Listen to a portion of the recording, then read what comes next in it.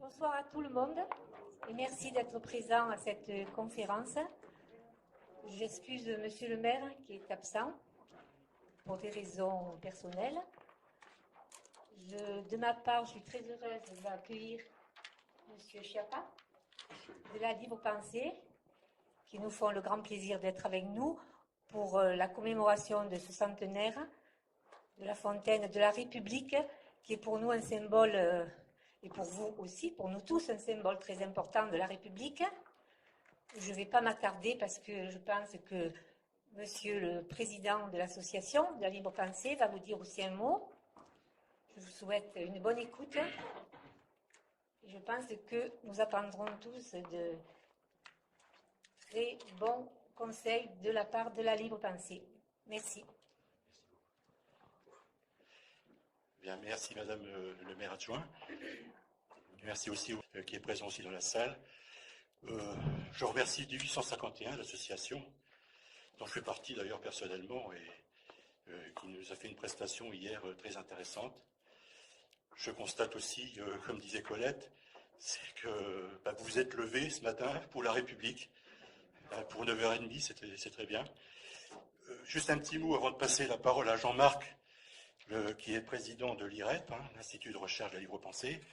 Un petit mot pour dire que pour nous, Libre Pensée, cette commémoration du centenaire de la Fontaine aux Républicains 1851 revêt une importance très grande dans le département, bien sûr, mais au-delà, non seulement parce que c'est une commémoration, bien sûr, d'un événement à la fois douloureux mais exemplaire, mais en même temps pour son actualité, je dirais.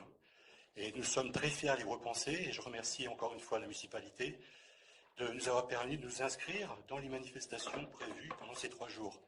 Voilà, je passe tout de suite la parole à Jean-Marc, en vous remerciant d'être venu ce matin.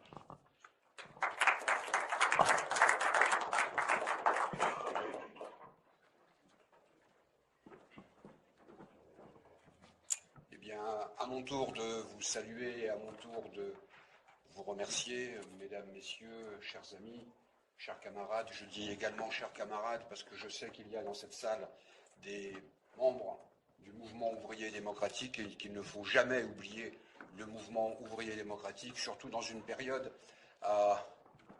où les médias, et pas uniquement les médias, ont l'habitude de systématiquement occulter justement le mouvement ouvrier démocratique. Une fois de plus, donc, j'ai l'immense plaisir de venir dans cette région pour essayer de travailler avec vous sur un certain nombre de problèmes, je dirais, à la fois d'histoire et d'actualité. Et la question qui nous occupe aujourd'hui, qui va nous occuper aujourd'hui, du moins ce matin, c'est la Constitution de 1793, appelée Constitution de l'an 1. Et la question qu'il faut se poser, bien évidemment, c'est pourquoi s'interroger en 2013 sur la Constitution de 1793. Est-ce que c'est uniquement, je dirais, son 220e anniversaire? Est-ce que c'est une question de nostalgie, de passéisme? Est-ce qu'on aurait à s'occuper un petit peu comme les collectionneurs de papillons d'entomologie et notre travail serait de regarder des documents poussiéreux et glorieux? Ou au contraire, est-ce qu'il ne s'agit pas plus exactement de la revivification de forces telluriques, de ces forces telluriques qui ne demandent qu'à ressurgir, ces forces telluriques étant la volonté des peuples de se réapproprier leur propre destin et de trouver également la forme qui convient à cette réappropriation, dont la forme est incontestablement la forme républicaine. Et quand on regarde un petit peu l'histoire, on se rend compte qu'il y a, j'allais dire, un fil rouge, ne faisons pas de jeu de mots discutable, pour le moins un fil d'Ariane, qui parcourt toutes les strates des combats émancipateurs depuis 1793, depuis ce soleil de juin qui éclaire les combattants, pour citer Jean Jaurès, que nous aurons l'occasion à plusieurs reprises d'évoquer dans cette discussion.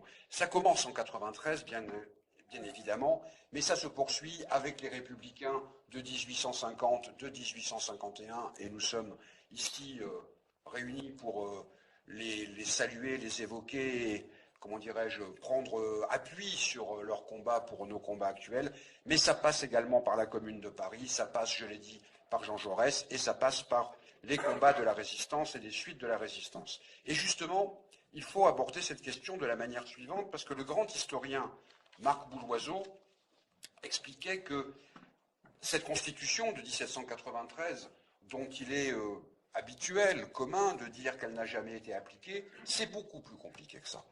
Marc Bouloiseau expliquait que l'application la plus concrète de la constitution de 1793 avait eu lieu, s'était réalisé, s'était concrétisé dans le préambule de la constitution de 1946. Je vous rappelle que ce préambule explique que la République est une, indivisible, laïque, sociale et démocratique. Et on pourrait reprendre tous ces termes-là pour voir à quel point ils sont extrêmement importants dans notre vie quotidienne, notre vie pratique, mais aussi, je dirais, pour reprendre une formule chère à mon maître et à mon ami Michel Vauvel, dans notre paysage mental. La République, une, indivisible, laïque, sociale et démocratique. Et dans ce préambule de la Constitution de 1946, il y a un certain nombre de principes qui sont évoqués, qui sont affirmés.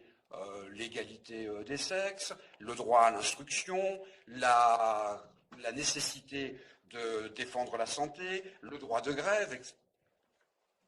Pour ceux qui s'intéressent à ces questions-là, ça aura une particularité, on va dire, mardi prochain, le droit de grève, les conditions nécessaires au développement de la famille et de l'individu, etc., etc. Ces principes ont été évoqués en 1946, ils ont été inscrits dans le préambule de la Constitution. Que les gouvernements ultérieurs de la 4e République aient traité, plus exactement maltraité ces principes, c'est une toute autre discussion. Parce que quand on voit que, par exemple,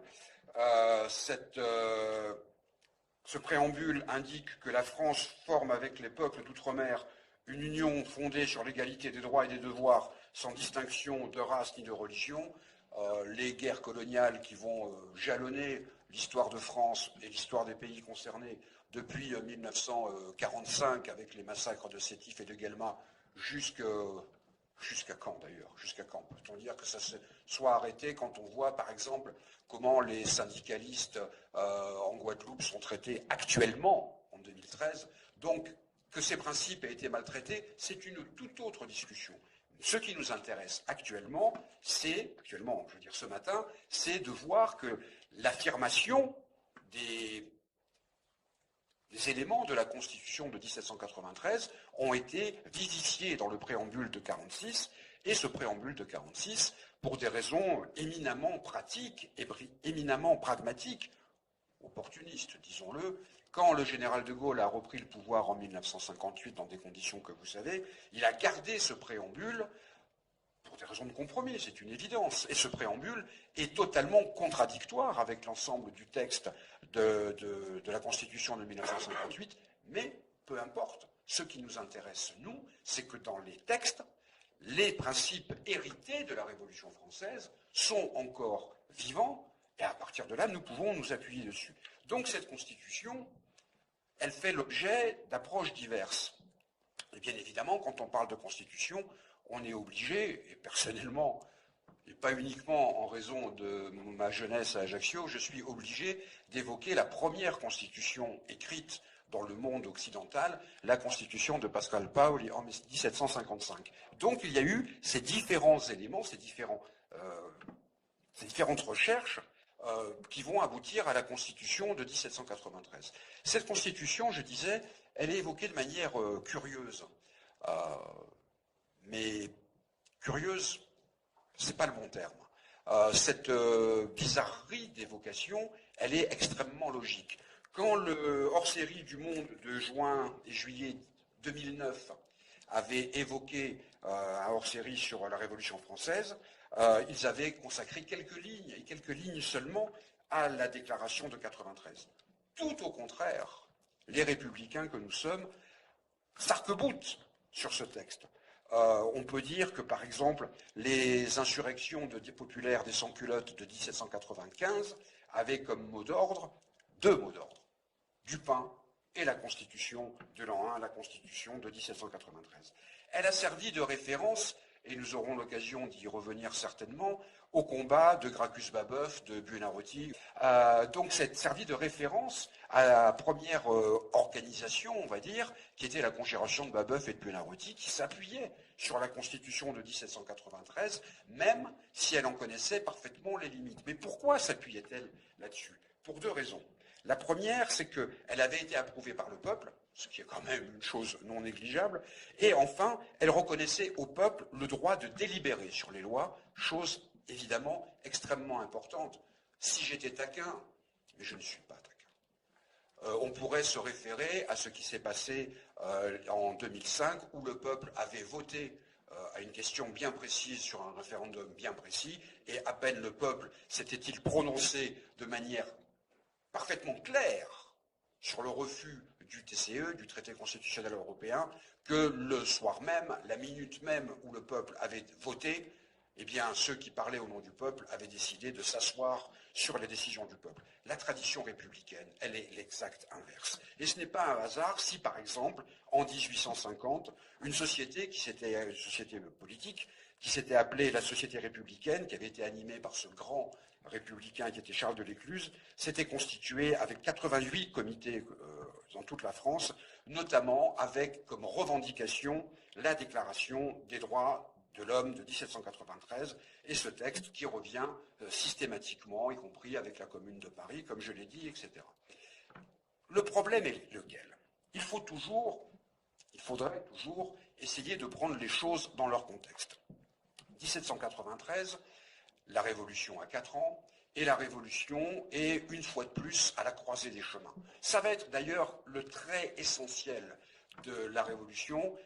Comment avancer, comment garantir les choses qui avaient été entamées, qui avaient été inscrites. Ce qui avait été inscrit dès 1789, je le rappelle brièvement, la Déclaration des droits de l'homme, les hommes naissent et demeurent libres et égaux en droit. On prend, à mon avis, trop souvent cette formule comme quelque chose de banal, de convenu, de secondaire, d'annexe. C'est essentiel, parce que si on n'a pas à l'idée le fait que la société ancienne, l'ancien régime, était basé sur l'exact inverse, sur l'inégalité des droits, on ne comprend pas cette formulation simple, forte, l'égalité des droits. Les hommes naissent et demeurent libres et égaux en droit. En droit, la Révolution française ne fait que proclamer l'égalité des droits. Elle ne dit pas que l'égalité des droits, ou l'égalité absolue, ou l'égalité tout court est réglée. Elle proclame l'égalité des droits. Après, comment cela va se concrétiser? C'est une discussion. Le terme est très, très mauvais. C'est une évolution, parce que ce n'est pas uniquement dans les mots, c'est dans les actes, qui va aboutir à des processus terriblement contradictoires. La première constitution qui a lieu en France, en 1791, est une constitution exceptionnellement compliquée, exceptionnellement longue et totalement contradictoire avec l'égalité des droits. Comment peut-il y avoir égalité des droits et le suffrage, le droit de vote, uniquement réservé aux riches, le suffrage censitaire? Comme disait Robespierre, et nous aurons l'occasion de l'évoquer ce matin à plusieurs reprises, comme disait Robespierre, c'est remplacer l'aristocratie par l'aristocratie des riches, et il disait l'aristocratie des riches, la plus insupportable de toutes. Comment peut-on dire dans la Constitution de 1791 que les hommes naissent et demeurent libres et égaux en droit, et que le roi, devenu roi des Français, et plus roi de France, et que le roi a un pouvoir exorbitant qui est le droit de veto? Si tout le monde a les mêmes droits, il ne peut pas y avoir, pour un homme, fût-il le roi, un droit supérieur. Donc c'est dans ces contradictions que la Révolution essaye d'avancer, qu'elle essaye de trouver un point d'achoppement, un point d'équilibre. C'est d'ailleurs pour cela que François Furet parle de 1790 comme étant l'année heureuse. Et oui, il aurait fallu, pour la Révolution, pour certains tenants de la Révolution, pour les plus modérés, pour les partisans de la monarchie constitutionnelle, s'arrêter à 1790. Mais les choses ne peuvent pas se passer comme ça. Pourquoi? Très souvent, on jette un œil sur ce qui est appelé les violences de la Révolution. Mais les violences de la Révolution ne peuvent s'expliquer que par la violence de l'Ancien Régime.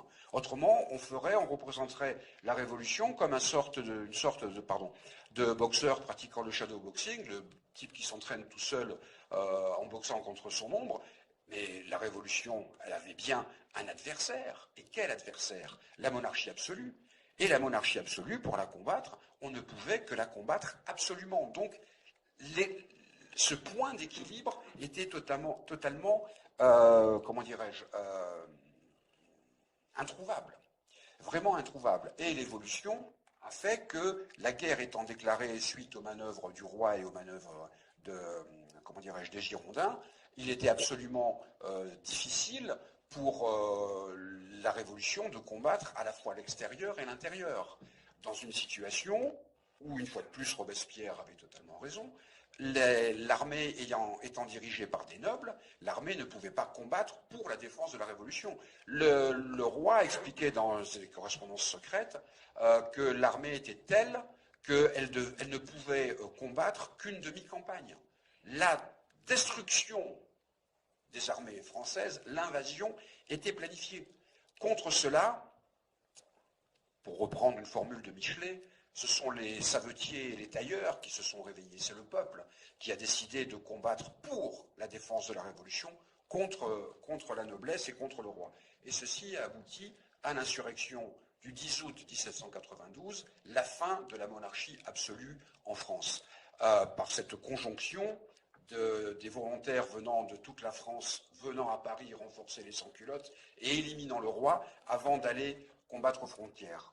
Et ce qui est intéressant, c'est que la force des choses, pour reprendre une formule de Saint-Just, la force des choses a abouti à ce que le suffrage censitaire a complètement éclaté. Les citoyens passifs, les sans-culottes, sont allés dans les assemblées de section pour discuter, pour organiser l'insurrection avec ceux qui avaient le droit de vote. Et donc, de fait, le suffrage universel s'est mis en place. Et ce suffrage universel va aboutir à la, comment dirais-je, à l'élection de la Convention nationale, première assemblée élue au suffrage universel. Nous sommes donc, une fois de plus, dans ce moment curieux de la Révolution, qui essaye de trouver, vous savez, comme les fleuves qui hésitent, qui essaye de trouver son chemin et qui va le trouver. Début 1793, alors que Robespierre avait tout fait pour que le procès du roi n'ait pas lieu, le procès du roi a lieu. L'idée des Girondins était très simple. On fait un procès, il est impossible de condamner le roi, c'est beaucoup plus compliqué, et puis à partir de là, on fait traîner les choses pour trouver une solution légale ou semi-légale. Comme disait Robespierre, vous voulez donc une révolution sans révolution. Le hasard fait que les papiers prouvant la trahison du roi sont trouvés. Robespierre expliquait, mais moi je ne veux pas de procès du roi, parce qu'il faut être logique. S'il y a un procès, et si les principes juridiques sont respectés, il faut qu'ils soient respectés. Il ne peut pas y avoir de procès d'exception. S'il est accusé, il est innocent. On ne peut être condamné qu'à la fin du procès. Mais si le roi est innocent, la révolution du 10 août 1792 aboutissant à sa chute est une révolution, est une insurrection, une révolution totalement illégale. C'est les insurgés qu'il aurait fallu condamner. Donc il explique que s'il y a un procès, c'est une catastrophe. La Convention passe outre les décisions, les conseils de Robespierre, et le procès a lieu, et le procès doit aboutir à ce que l'on ne peut pas ne pas aboutir. Quand le premier vote tombe, 750 voix expliquent que le roi est coupable, 0 voix contre. À partir de là, le destin du roi est scellé, parce que s'il est coupable, il ne peut y avoir qu'une seule solution, puisque la peine de mort contre Robespierre était inscrite dans les textes légaux. Toutes les manœuvres des Girondins ne servent à rien. L'accusation de dictature, l'appel au peuple, tout ce qu'on veut pour gagner du temps, pour diviser l'Assemblée. Danton a cette formule remarquable, comme très souvent.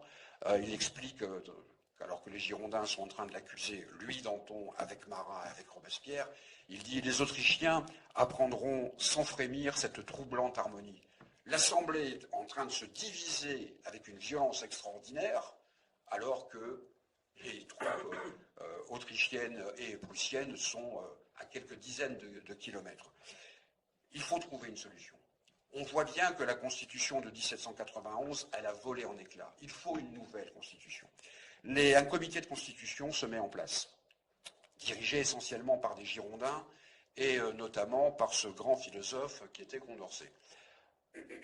Je ne sais pas si vous avez lu, je vous le recommande, cet ouvrage volumineux de monsieur et madame Badinter sur Condorcet, qui est sous-titré « Condorcet, un intellectuel en politique ».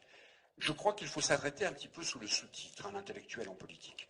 C'est un intellectuel qui s'est fourvoyé en politique. La plus grande erreur de Condorcet, peut-être même la seule, c'est de croire qu'il pouvait être à la fois un philosophe et un homme politique. Le philosophe est quelqu'un d'extrêmement intéressant, notamment sur les questions de l'école, de l'instruction, etc. Le politique est une catastrophe. C'est quelqu'un qui est bavard, qui fait de la philosophie au moment où il faut faire de la politique.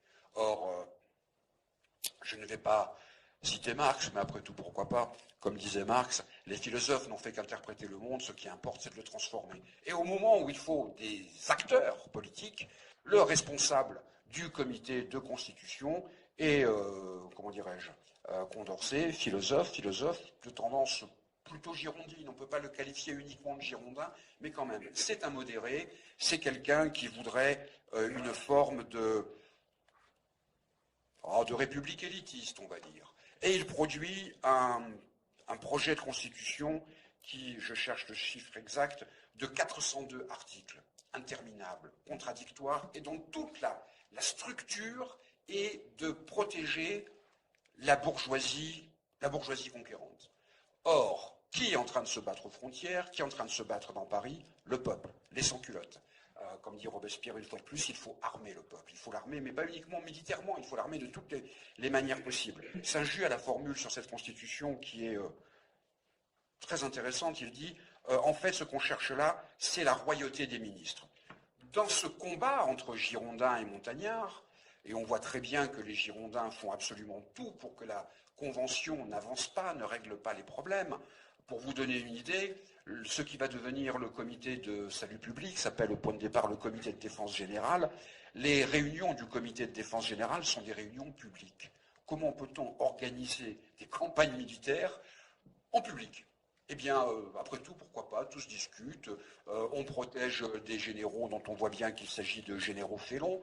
Je parle de Dumouriez, plus précisément. Et les Girondins vont tout faire pour saboter la Constitution. Ce sont les premiers qui vont traîner au tribunal révolutionnaire un membre de la Convention, Jean-Paul Marat pour ne pas le citer. Mais à partir de là, ils ouvrent la boîte de Pandore. Parce que si la Convention peut traîner au tribunal révolutionnaire un de ses propres membres, pourquoi demain ce ne serait pas le tour de Girondins? C'est exactement ce qui va se passer. L'insurrection du 31 mai et du 2 juin 1793 aboutit à l'éviction de 22 députés girondins.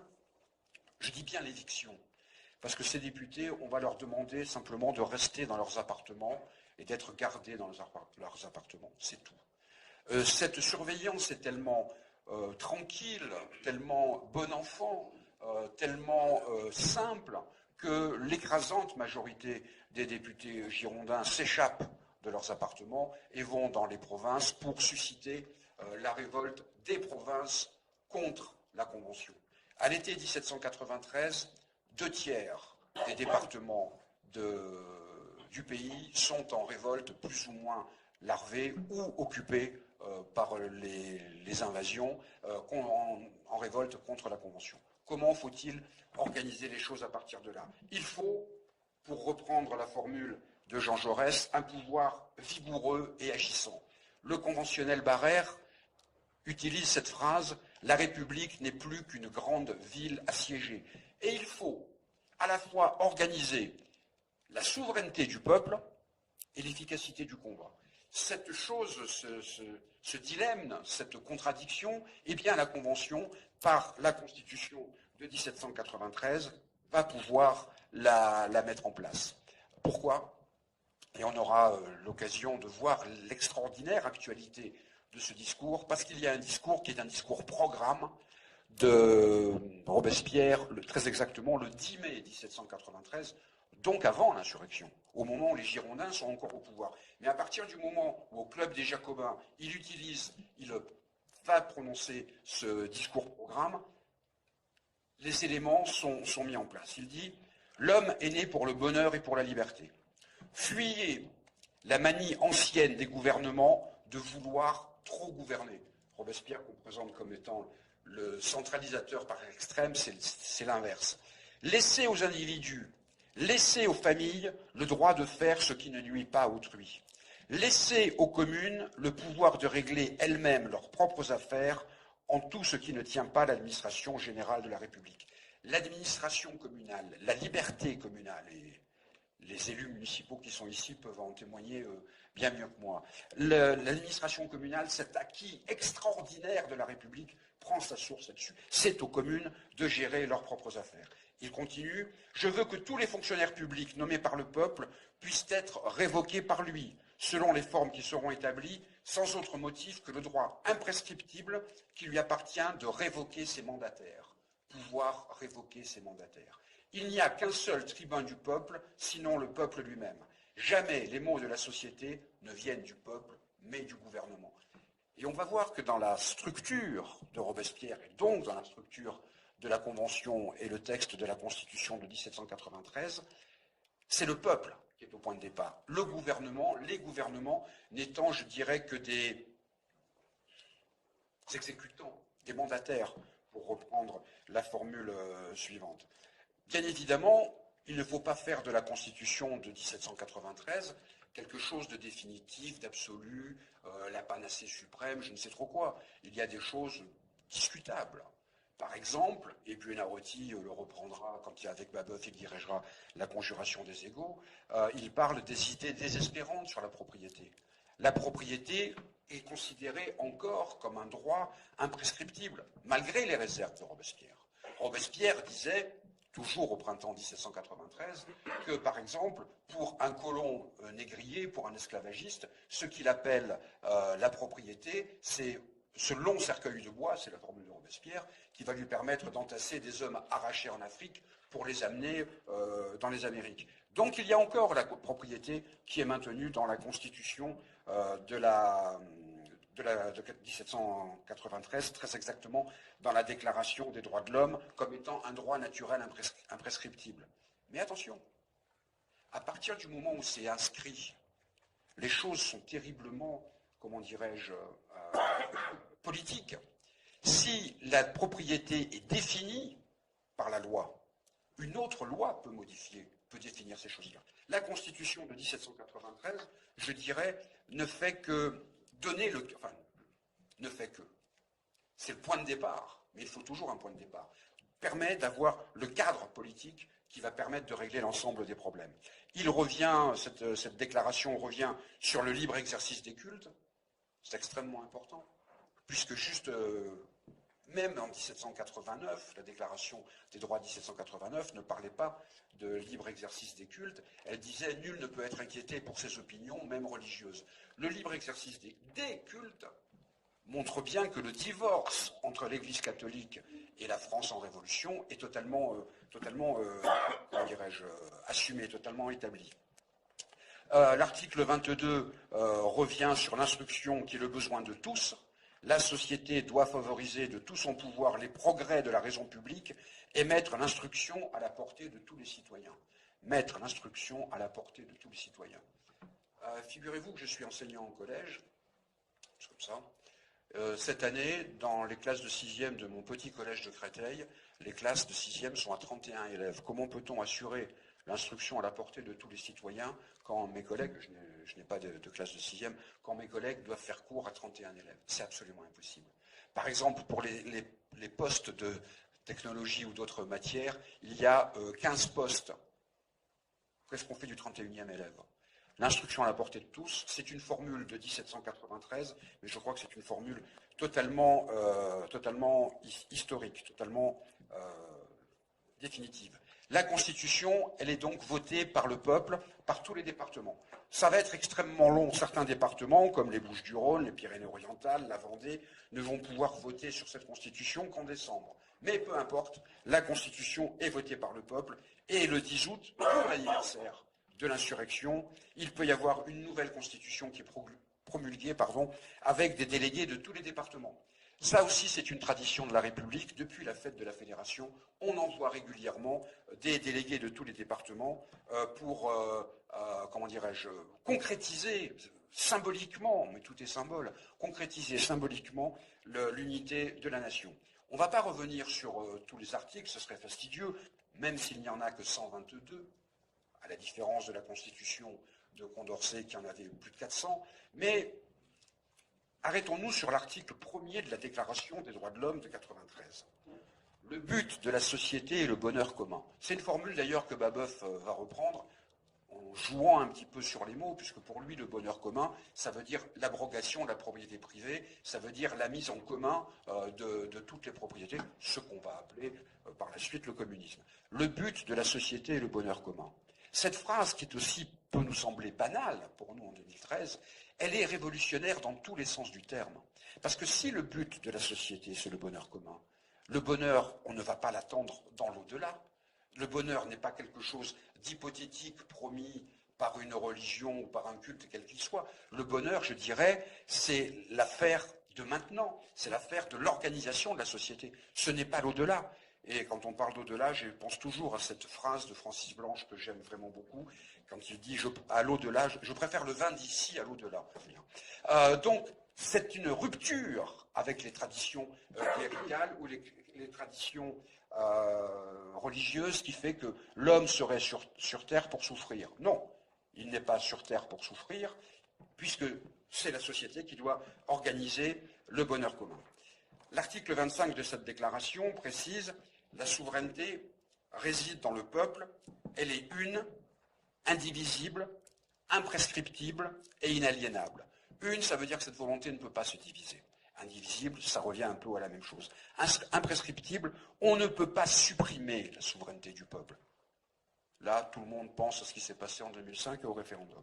Elle est inaliénable. On ne peut pas, comment dirais-je, la transformer, on ne peut pas la modifier. Inaliénable, elle appartient au peuple. Le peuple ne peut que donner mandat à ses, comment dirais-je, à ses représentants. Les représentants n'ont aucun pouvoir par eux-mêmes. Le jour où le mandat s'arrête, toute possibilité d'action s'arrête.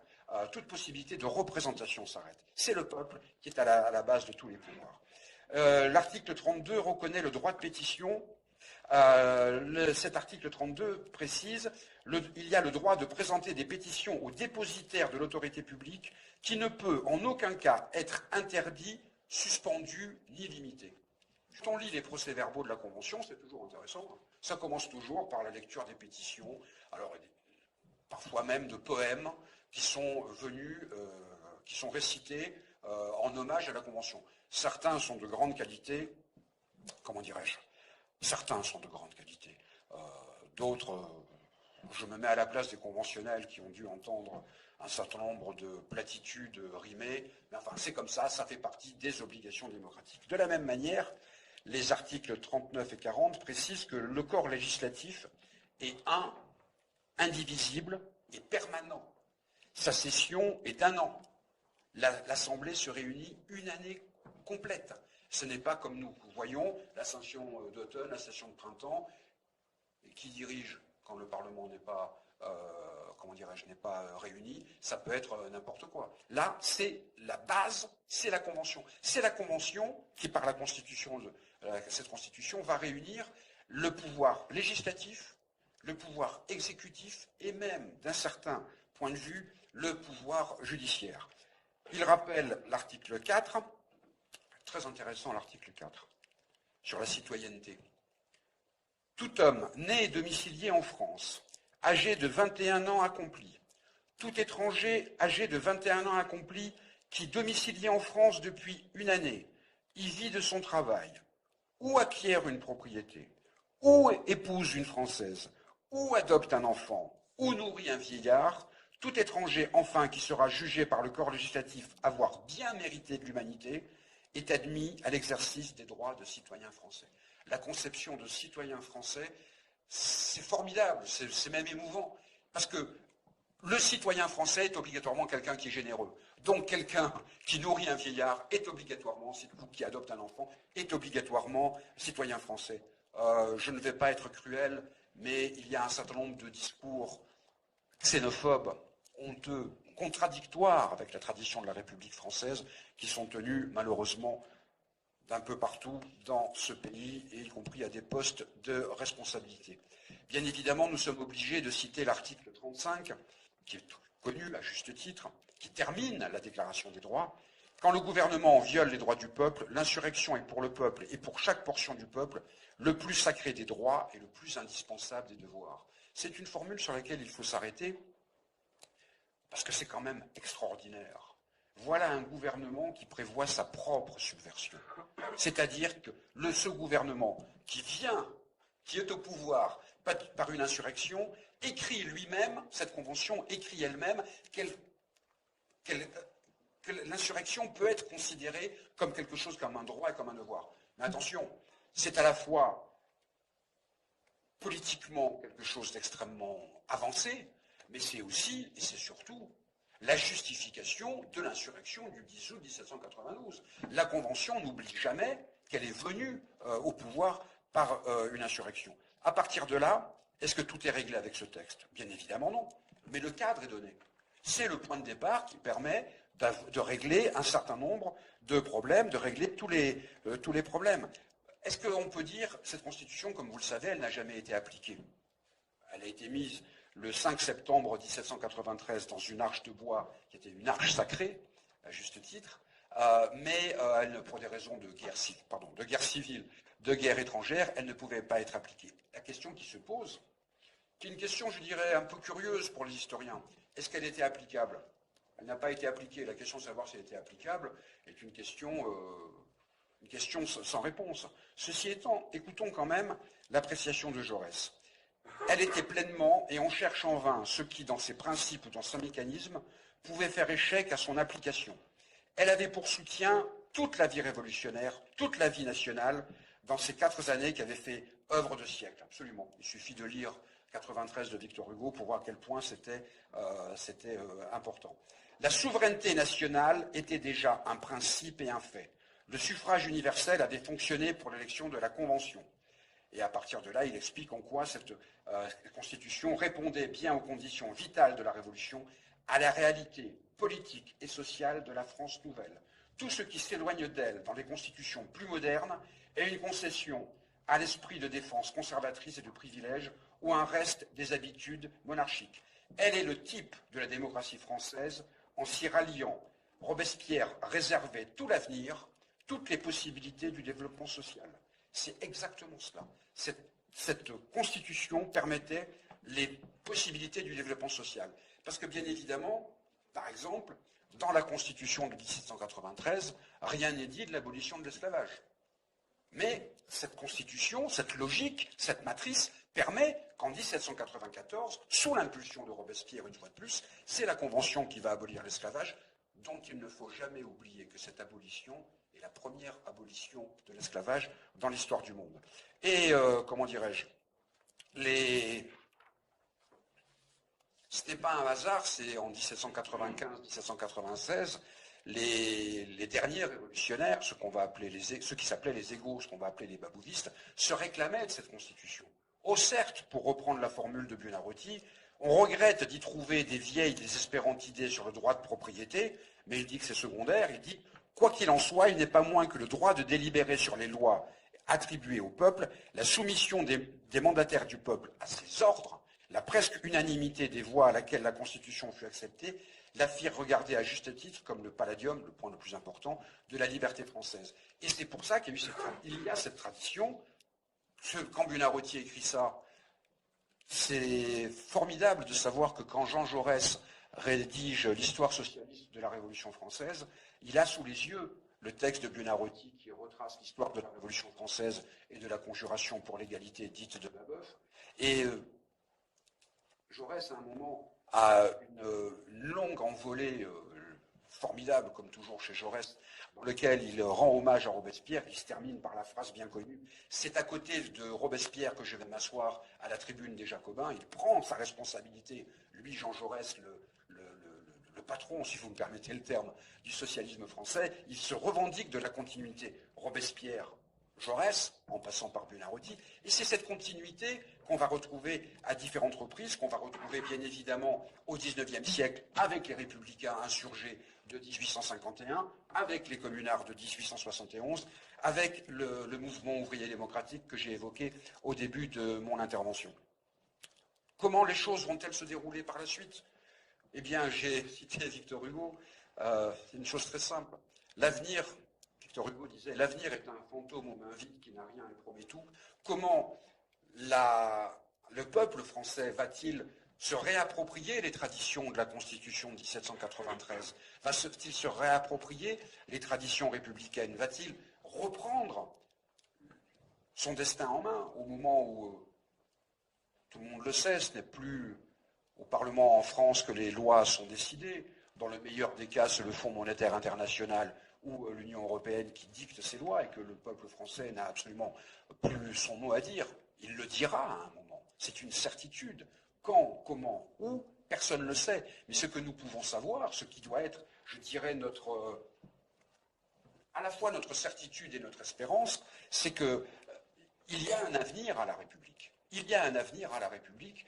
Et franchement, je crois qu'on ne peut terminer que par ces mots. La République, c'est l'avenir.